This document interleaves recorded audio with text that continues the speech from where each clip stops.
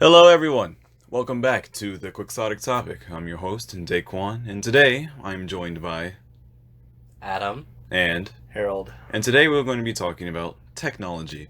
And so, Adam, when you came to me and said that you want to talk about technology, was there anything in specific that you were referring to, or?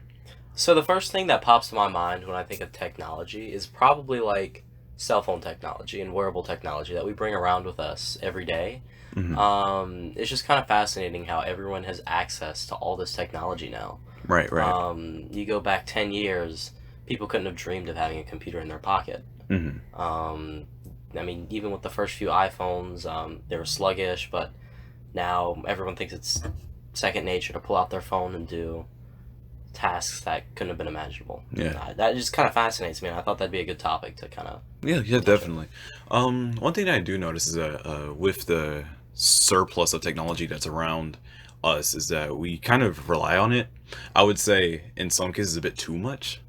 For example, like given the fact that all information that you could ever want is on Google, you never really need to know anything. It kind of circumvents a lot of common educational practices, especially in terms of remembrance, especially seeing as that it's stored on a tablet for you. And so I think that technology in some cases can be kind of a crutch that can lead to some unfortunate happenstances. What do you think, Harold? Yeah, I mean, I think in the terms of it being a crutch, the most obvious thing is the calculators for me. Calculators, Now yes. calculators, I don't know, this school doesn't really use them, but the TI School being the Inspires, School of Science and the Math. School of Science and Math, yeah, well, really any school. But the TI Inspires, actually, most people don't know about it. They'll do most of your, Math 1, Math 2, Math 3 for you. You really don't even have to, have those classes learned. Yeah, definitely. I think I might have done two math problems on a SAT test just by myself, just because those calculators, I mean, they get it done for you. Right, right.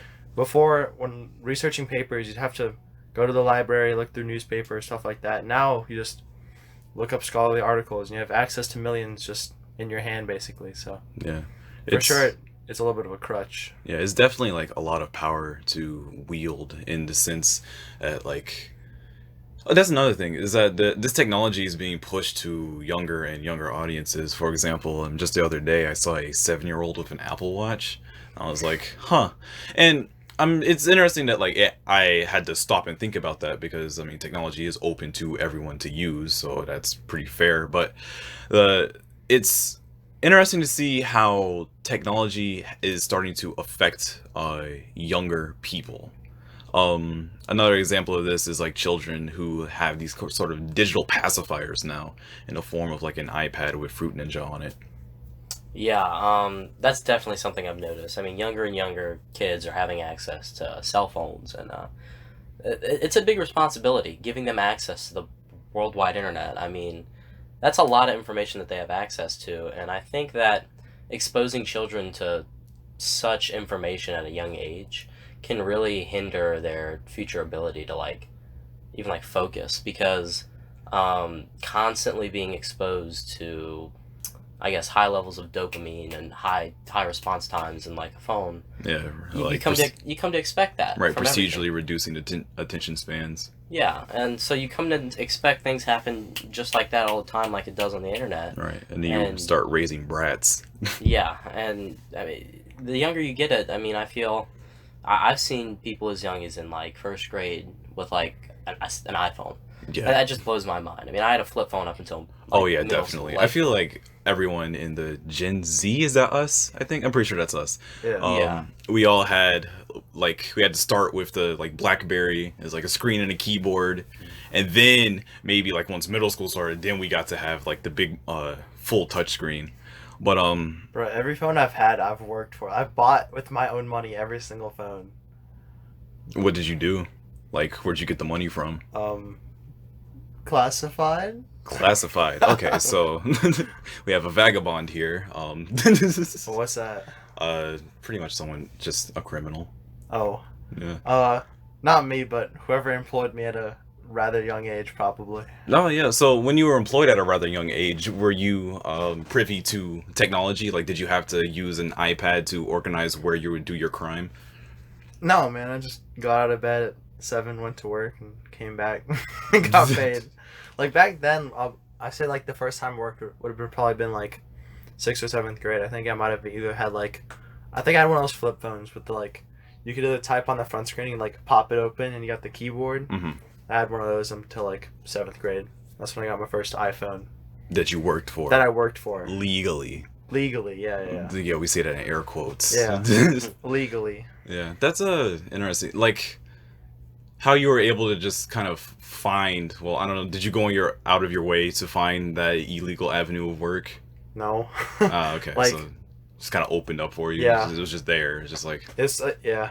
Yeah. Well, I mean, that's really dangerous, actually, because that job could have been, like, really anything. And it also could have not been a job as well. I mean, a lot of people use, like, notice that in big cities that people will have, like, signs up where it's, like, work for cash. It's just, like, a phone number. And Oh you no, call no, no. it. Like I actually like they're like related to me. Okay. So I wasn't Alright. like. Now, granted, the job was very dangerous, and I don't think you can actually work that job till you're like either 18 or 21. But Mm-hmm. Mm-hmm. yeah, I got paid by the hour, so I'll And take it makes sense. I mean, like, kind of at a young age, like, people in your family tend to employ, like, whether it's, like, a family business or, like, family farm or something like that.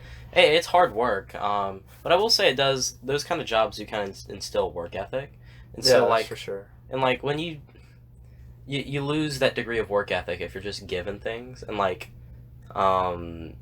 definitely younger and younger kids are getting just given these phones, and some kids come to expect it now, that they have their phone. Like, my little brother, my parents were adamant about holding off. Mm-hmm. And, like, even still, he was very persistent about getting a phone for so long. It's just because everyone in his grade had a phone. There's, and like, that peer pressure. yeah, and he was in the 4th grade begging for, crazy. like, begging for an iPhone. And, like, there are kids in his class that had way better cell phones than, like, anyone in my family. And Yeah. that just blew me away that little kids were given access to these phones. And I guess my parents finally cracked down to the pressure because, and it's just, I think it's a help. Like, definitely it's nice having access to all this technology, but especially little kids being exposed to stuff like social media.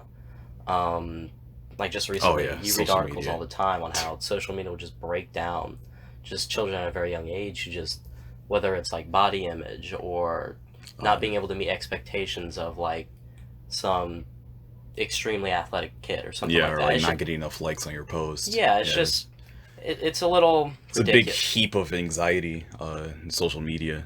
Yeah, and don't get me wrong, social media is great. Like, Mhm. I definitely enjoy using it as a means of keeping up with some old friends. I've moved around a few times, and I think Harold's mentioned that he's moved around quite often too. He Where, has not. well, he's mentioned to me personally, Okay. but yeah, so I've moved around a few times, and each time you kind of build your own friend group and move away. But it's nice to keep in touch. So Yeah, definitely. if I compare that to like my dad's generation, right? He had a lot of good friends. He was he was a Navy kid, so he was always moving around. He lived in Guantanamo Bay, Naples, all that such. So he made friends in every little spot, and he made really good friends in Virginia Beach. Mm-hmm. And he still keeps in touch with those really good friends, but they weren't able to keep in touch as much. You had the phone, right? You could call Right. every once in a while and stuff. But now, it's nice being able to like see what your friend is up to and like message them just like that, Just, easy. just send them a quick ping. Another thing about children having earlier access to technology, I feel, is that on the offhand, like I guess this might be a pro to it, is that since all of these, we have like young people being introduced to what technology is at such a young age that like as they grow, like they'll be growing with that technology to be able to produce more technology per se. That goes into like manufacturing a workforce, but it's interesting to see that like the kids that have like iPhone X's today in like the 3rd grade will may or may not, because of the fact that they were introduced to the iPhone X, will be creating the iPhone 2X like a decade from now. Like, well, to be fair, we don't really know, but it is something that could happen. And so like giving kids technology isn't like, I wouldn't say an ultimately bad thing that shouldn't be done, but it's just definitely be taken with caution. But honestly, like raising a kid, that is just a lot of caution, pretty much, because it's like you can't shelter them too much, or else relatively bad things will happen, and you can't not shelter them at all, or else other relatively bad things will happen. You have It's to a fine balance. Yeah, you have to strike a balance. One thing my parents told me, I don't know if this is just an excuse, but they say that no parent ever really gets it right, which it's hard to, given that we're human and we're prone to making mistakes. We're not technology. Speaking of, you guys know how there's, for example, on every single box there's like nutrition labels and whatnot, Yeah. and like there's tons and libraries worth of books on like how to raise a child. Yeah. I've always wondered, this is more of a hypothetical, if we had a child, like, as soon as they were born, and were raised, like, to the T on every single, like, nutritional and psychological guideline, like, what would happen? Like, if that baby was only fed, like, the exact amount of, calories, I guess, or, salt, phosphorus, other such chemicals that a baby needs, and, was given like just enough, or at least just enough scientifically prescribed tender loving care, I would wonder how that child would like grow. Would that be an ideal child, right? Right. I mean, Yeah, definitely. Harold, what do you think? I mean, I honestly think that part of growing is that like you're not perfect. That like you have to deal with things like getting bullied in school, or like having to make friends like in different places, stuff like that. Like, I feel like if you grew up in an ideal situation, maybe the outside world views you as perfect, but you would never be able to like get along in the real world with like people, just everyone basically. Like, you would be so sheltered. Like, yeah, you might be perfect psychologically. You might be Extremely smarter well-adjusted. smarter than most people on the street. You might be like Not your average perfect, Joe. yeah, healthy, just as fit as possible. But I don't think they'd be ready for society. Ready for okay, cool. So like, I guess that kind of is a bit unethical, I think, but kind of a lab rat per se. Yeah. It's just kind of there, and so then like as soon as you release them, it's like, I wonder. So given that humans are just naturally prone to making mistakes, would it even be possible to raise an ideal child? I don't think there's such thing as an ideal child. Well, yeah, yeah. And like, I just think that humans grow through adversity, and not access to, but exposure to adversity grows a child's character, I would say. I guess like children are exposed to awful things, and like some more than others, and it's just a part of where you were raised and stuff. And it's harsh, but I think children can really grow through that. And I don't know, like, growing as a child is very important. You are exposed a lot as a child. I can't remember what kind of article it was, but it was like your formative years, like before like 8 years old or something, will determine the rest of your life. Yeah. Like your personality and that kind of stuff. Because that's your background, right? And so what do you have if you're sheltered the whole time? Right, exactly. And so, like, I guess you're saying that while you would be able to, well, okay, still on the hypothetical, while you would be able to manufacture an ideal child, you wouldn't be able to manufacture an ideal person. Yes. Yeah, because like that person has something that child. Well, there's still people, but like that person would have something that the perfect person, in air quotes, wouldn't have. That being a personality. And this kind of moves us into the discussion of eugenics and genetic engineering and such, where you want to give the best life for the child as possible. And so, but how ethical is it to, I don't know, if they say we're born with a genetic disorder, or like we're in the womb and it was discovered that this fetus had a genetic disorder that when born might affect their life. Is it ethical for you to go in and change that gene so that that child lives a different life? So like, would you love that child any less, right? And that's a big That's a really hard question. It's a very hard question. Harold, what do you think? How would you, if you were given the chance to genetically modify a baby so that they wouldn't have a certain birth defect, would you do it? Well, like, what sort of birth defect are we talking about? Because there's like, pick and choose. There's things that like, where do you draw that line? Yeah. Where do What I draw is a the birth line? defect? So I was I think last year I was in a biology class where we talked about like how most kids get tested like really like as soon as they know they're conceived, just to figure out like do they have a disease, especially if their parents are at risk for something, because you can test compatibility. Mhm. And especially if the parents are older, then the chance of genetic diseases gets worse. And like what they do is, if like let's say your child has Down syndrome, then like they tell you that, but most of the time it's fine. Like you keep the child. Obviously, we can't genetically alter them now, but there's other things that are like far worse that would just stop them from being able to like get any drama in their life. Like their life would just be constantly in pain. I forgot what it was called. Like my professor told me, but it just like left me. So I think if they're still able to enjoy their life and have fun, then I think you would leave it. But if you're given the ability to change it, and it's for the child's like, it's better for the child, I would think I'd be okay with it. Yeah, but it's also like, where do you draw that line? Yeah. And so it also opens up a moral precedent for Like, do What- you what- have the right to change that? what else can we change Yeah. too? Because that power given in the wrong hands. Then you get anime cat girls. Yeah, I mean, I know, but we say that jokingly. But yeah, That's a definitely parent something might that we build a child around what they view as an ideal. right, kid. exactly. And I mean, we've seen before with the whole blonde hair, blue eyes thing that doesn't really go down well when trying to matriculate. Meticulously. Wow. Mm.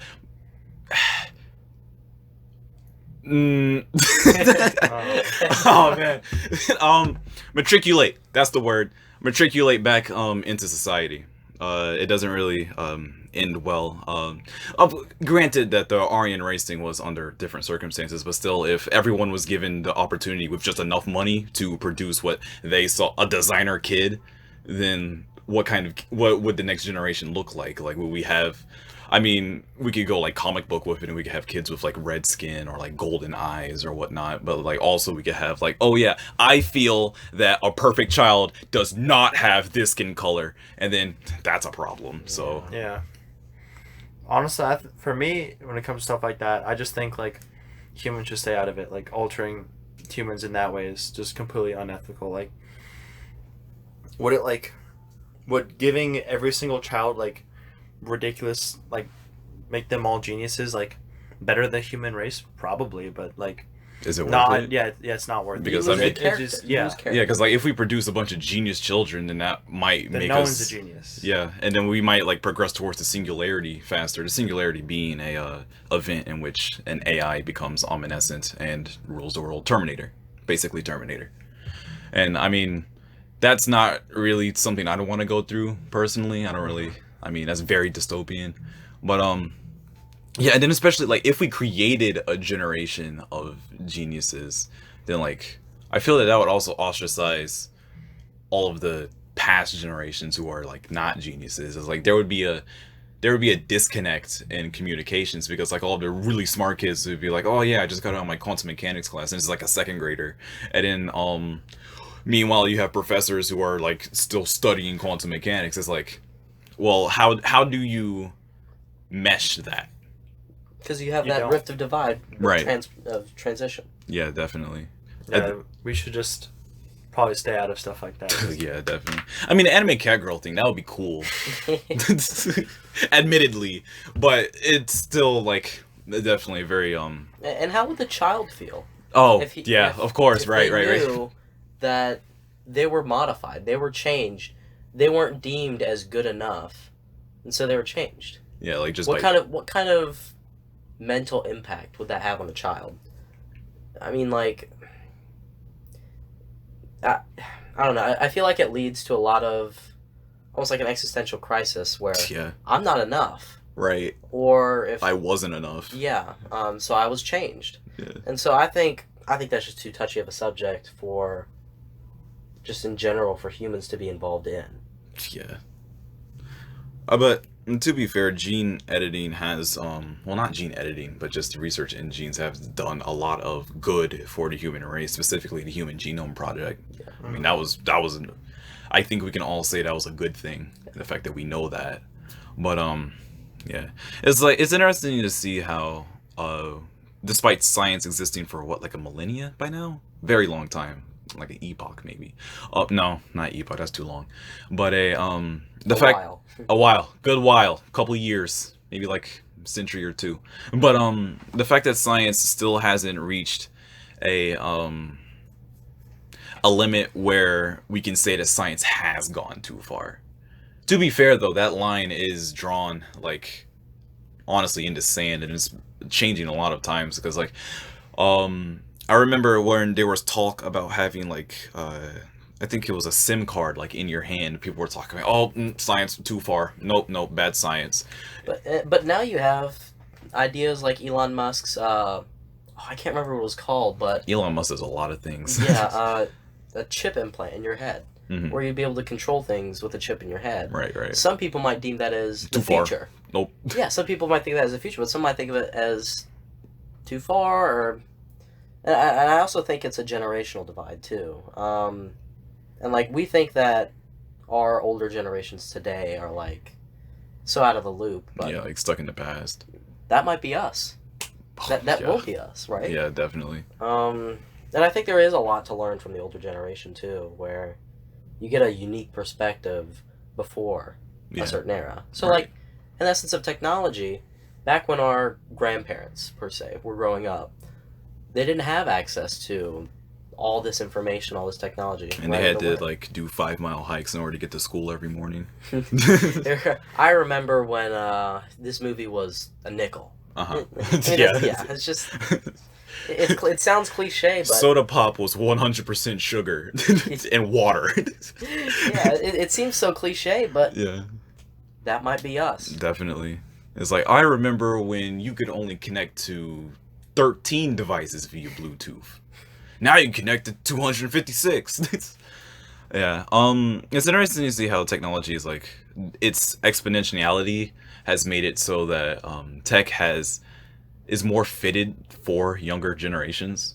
I mean, like every now and then you'll have like a development like prosthetics, for example, that will reach back into a will reach back to help those who have like lost their legs in wars, for example.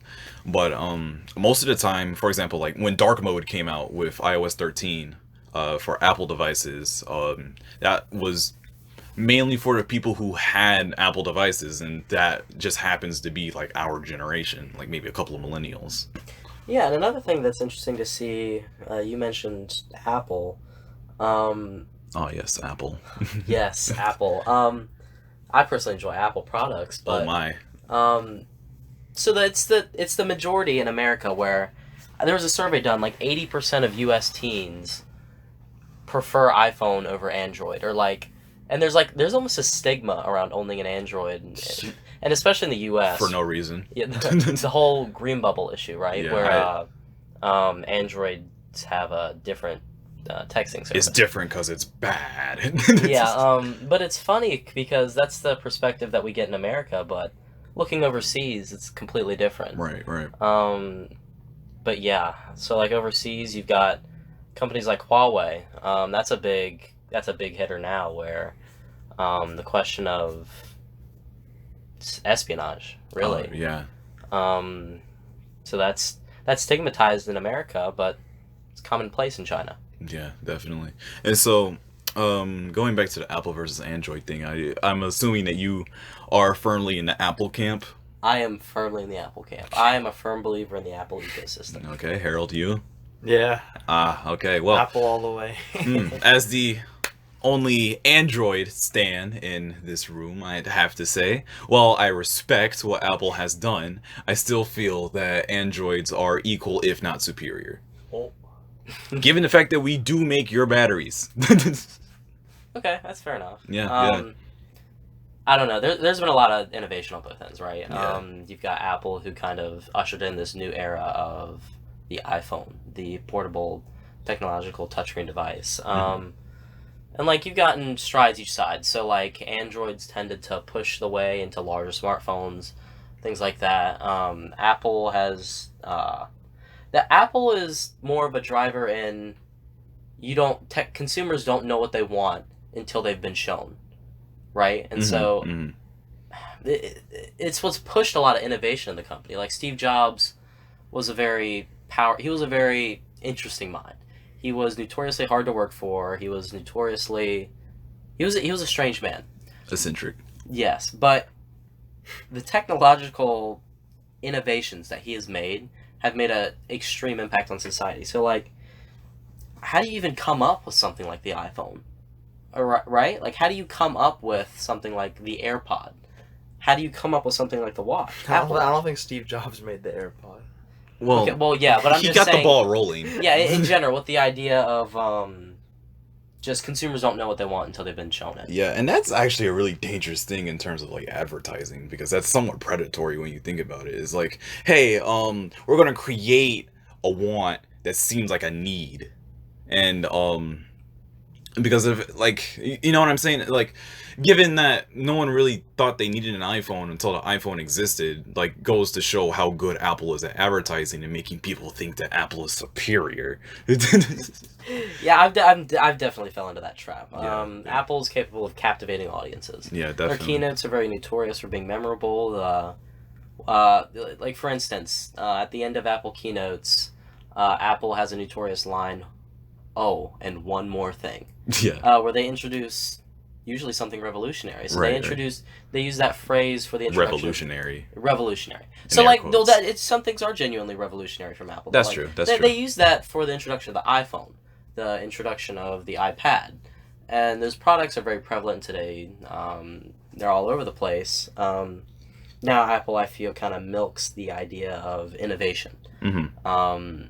But you know what? You can't rip on them for what they've done. Yeah. They've really completely changed the technology industry, and it reflects that. They're the world's most valuable company. That's fair. That's fair. Harold, how do you feel about the predatory advertising of Apple, in the sense that they have kind of manufactured a name for themselves, and that has, in a way, kind of propelled them to where they are now? Well, I don't really know that. I don't really think that Apple's like advertising is predatory. Like, so what I mean by that is like, most people want to buy an iPhone, but that's pretty much because everyone else has an iPhone, and like, Mm-hmm. it's a lot more simple to use. Like, I know for me, like, I barely like I get my iPhone, I get on Snapchat, Instagram, like, I don't get on much else, honestly. Like, Okay. the camera's nice. It's just that it's so much more like simplistic and compatible with many things. So like, that's why I have one, and I just like the look.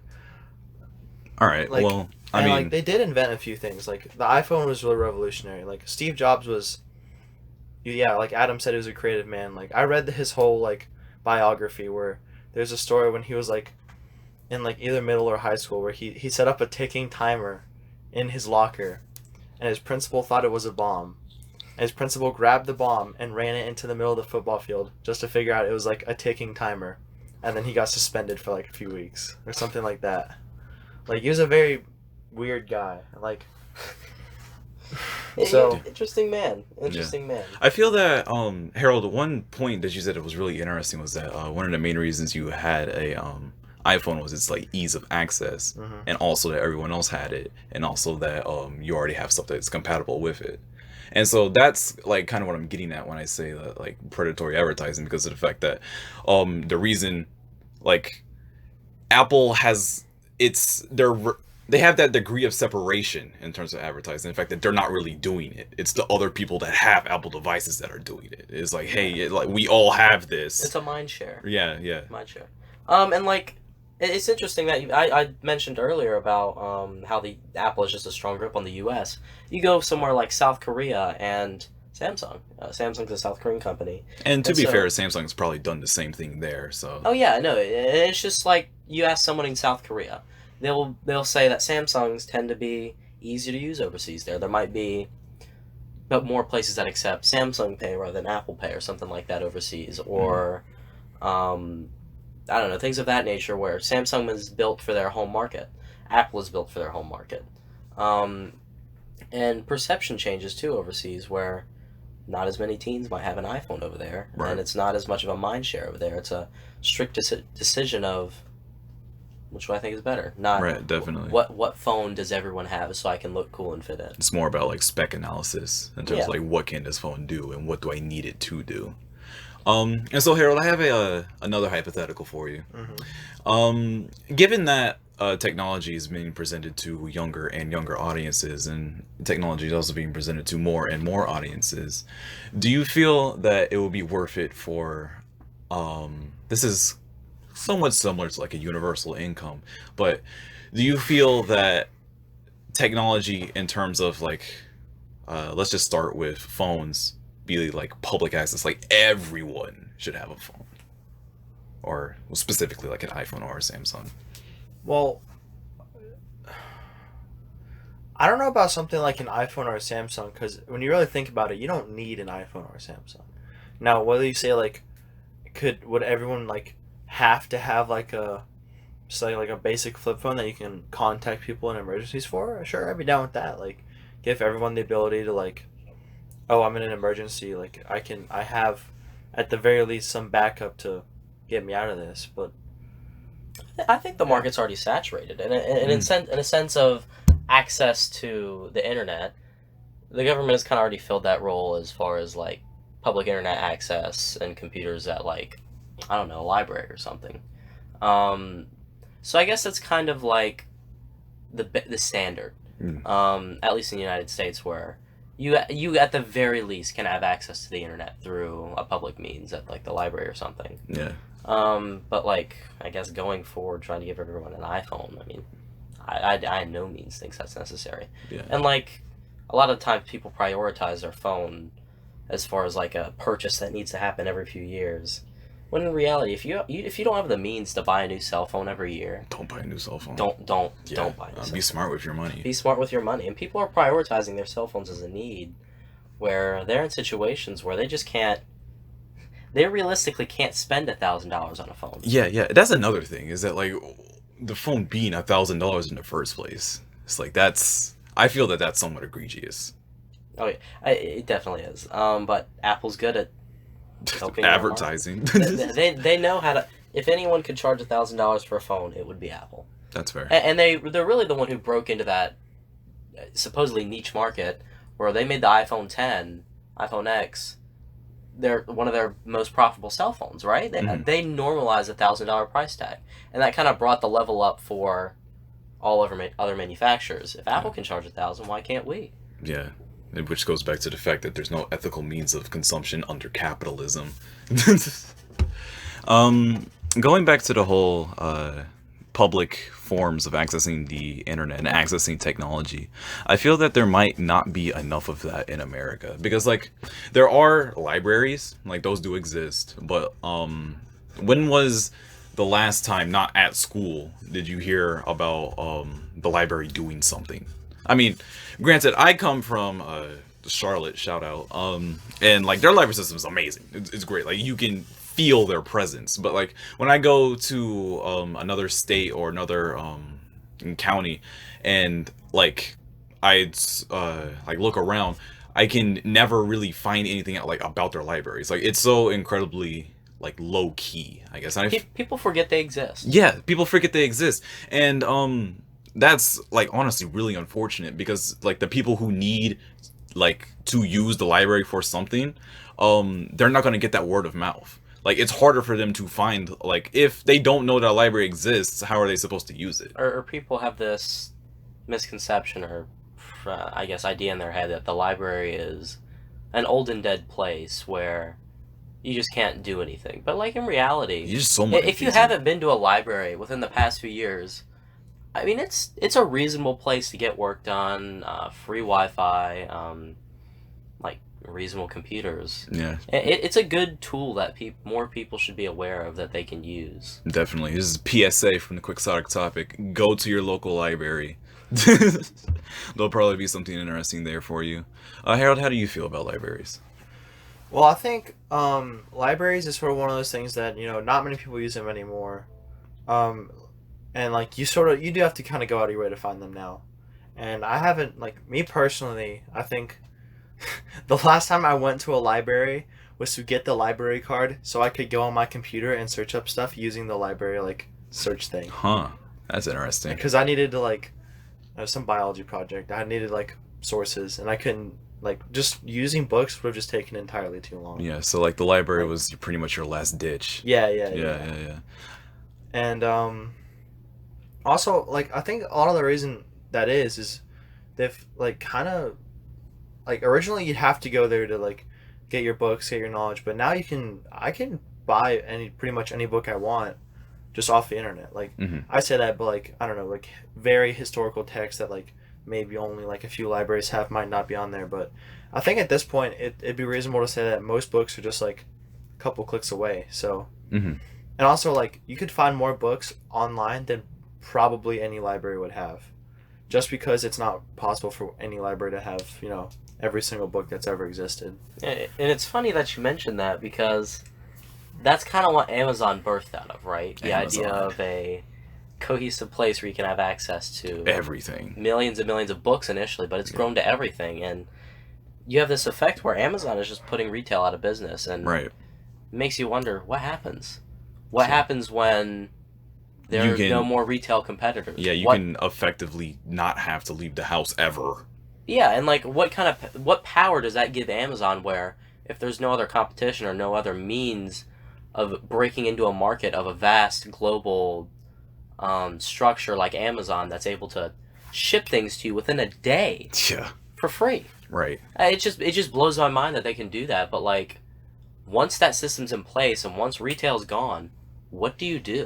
You Yeah. can't turn to another company if Amazon's like the Right. It's a monopoly, right? Yeah, yeah, definitely. I feel that just the nature of technological improvement, like that exponential scale, is inherently monopolistic, because like once you have a hold of like your niche, you can essentially exploit it, and that's what a lot of tech companies are doing, especially with like inflating phones to cost $1,000 or basically making it so that it's essentially your one place for your one-stop shop, literally. Um, Gone now are the younger days of mom and pop startups. I think that it's a hard question to answer because like it involves trying to predict the future, and of course there's people that are trained to do that, at least with the best of their ability. But even then, most of the time their perspectives or projections are fairly grim. Yeah. And that's kind of like the public idea now, where there's almost like this sense of hopelessness Mhm. against Amazon, right? You've got people who are trying to compete, obviously. Right. And like then again, there are competitors worldwide. So Amazon's got a hold of the U.S. market, a good chunk of the European market. Rakuten is the Japanese equivalent of Amazon. That kind of has a stranglehold in the Japanese market. But it just makes you wonder, you know. It's a big convenience though. Definitely Amazon's a nice tool where it is a one stop shop, and I'm definitely a heavy user of Amazon. It's Mhm. nice having stuff right at your doorstep, but it almost kind of makes you lazy too. Yeah, If you can yeah. have something in your doorstep within a day, or with Prime now, their 2 hour shipping service within an hour or two. Why leave my house? Yeah, it's interesting that like you can sit on your bed like eating chips like and to order exercise equipment and then continue to eat your chips and then later that day you'll have it. It's fairly paradoxical what you can do with this technology. And going back to like the whole like singularity thing, based off of how monopolistic the nature of technology is, it's not hard to see it as a wholly bad thing. And another layer of perspective is just like how Amazon is treating the people that work for it, because there's been many articles that came out. I know this because of the technology that I used.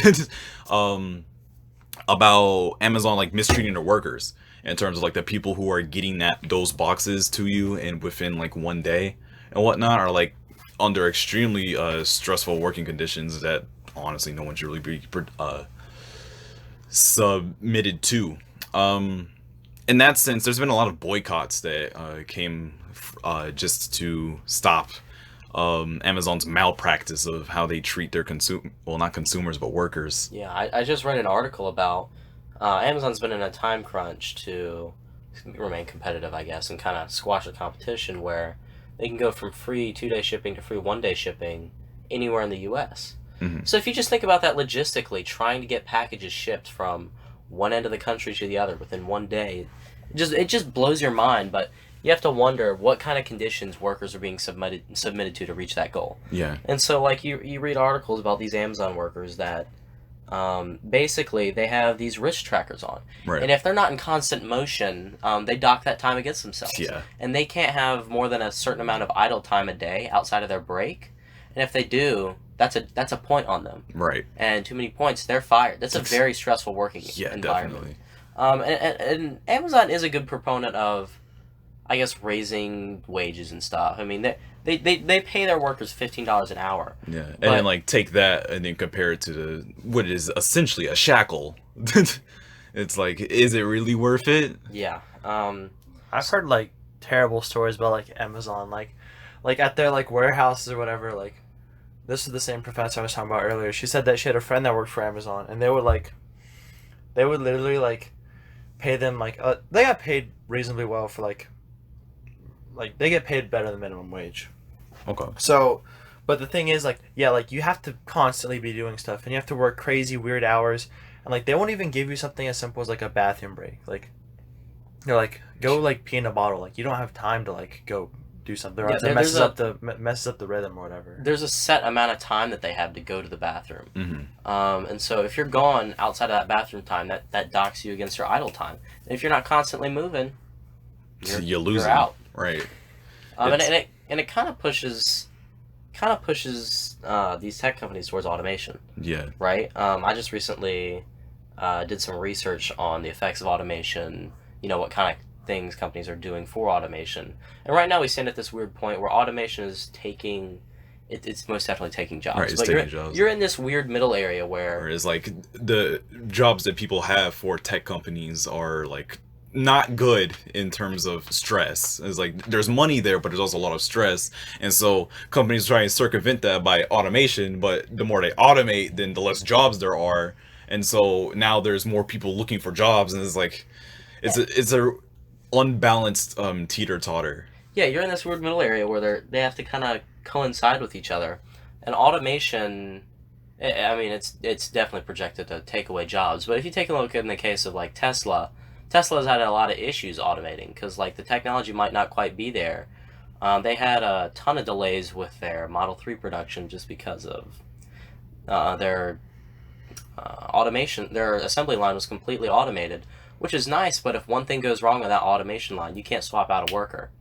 You can't swap out a worker who knows how to do it. You have to swap out a whole machine. Mm-hmm. Yeah, and also Tesla, I think one thing with that is that like it's such a new company, it doesn't have like the experience of, let's say, Ford, like how to design cars and stuff. Like, I've heard stuff like Tesla has like 3 times more parts to a car than a Ford does. Oh, it's more than that. The the body frame has 10 times the amount of parts as a Ford body frame.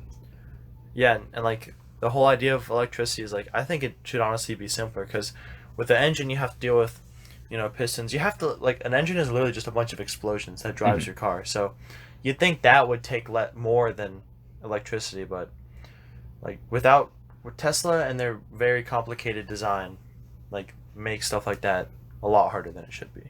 Yeah, but I mean Tesla cars are nice. I mean, yeah, that's true. They've got that same Apple, I guess, nuance to them where it's a very It's different, and so it's a good. Yeah, they're seen as like the innovator, and like Tesla does a very good job at what they do.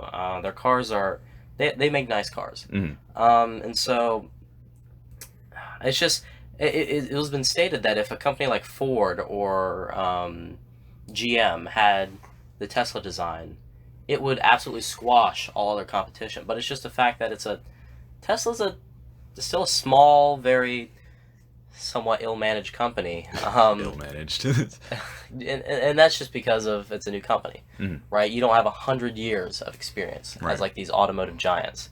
Not to mention lobbyists in Washington who push against this kind of push because where's the money at right now? The large automotive companies, not Tesla. Right. So maybe what we need is to get more children in cars so that like they'll grow up being used to them and then they'll produce better cars. Tying it all back together. Yeah, and with that, we're approaching the 45-minute mark, and so if you guys have any closing remarks.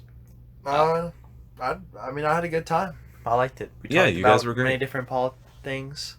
don't know about politics. We talked about many different topics. Mm-hmm. Had a good time. Fairly quixotic. Yeah, I really enjoyed this. Getting this experience was, I don't know, it was good to just kind of chat. Yeah, totally. It's what people need. Anyway, I'm Daquan. This was the Quixotic Topic. See you next time.